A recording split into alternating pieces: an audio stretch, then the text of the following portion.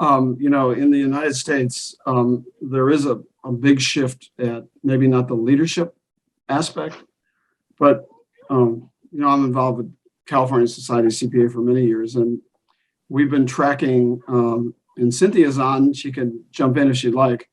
We've been tracking for years the amount of the difference between the female and the male population. And from a college perspective, I may have the wrong, but 60% of the college graduates are women in accounting.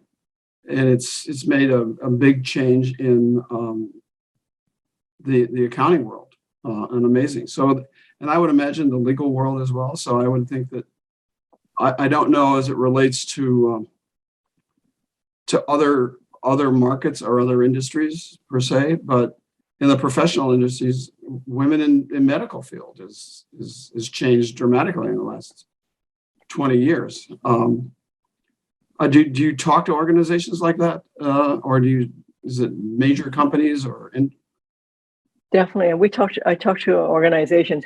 In fact, going to be talking to the county organization in May in Orlando. I mentioned to you earlier. So, but when we look at the senior leadership of these organizations, we still find, in most cases, I would say probably in all cases still, that is the white male that's dominating in the top tiers of the organization.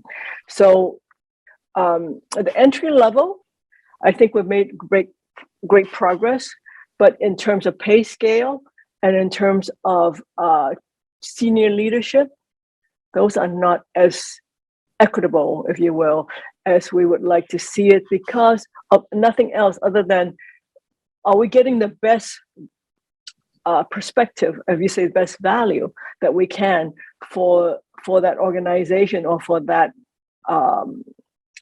industry, if we're not using all the available talent to the best ability because of whatever barriers we have enacted consciously or unconsciously, and a lot of it's unconsciously, into not assisting the potential breadth of leadership to rise.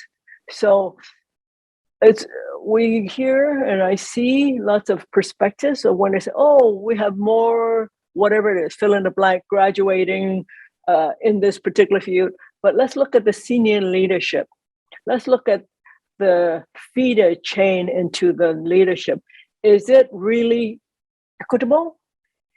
What barriers have we put in to make it so that it's going to be very difficult for what we now call diversity, which is actually the majority of people when you add them all together?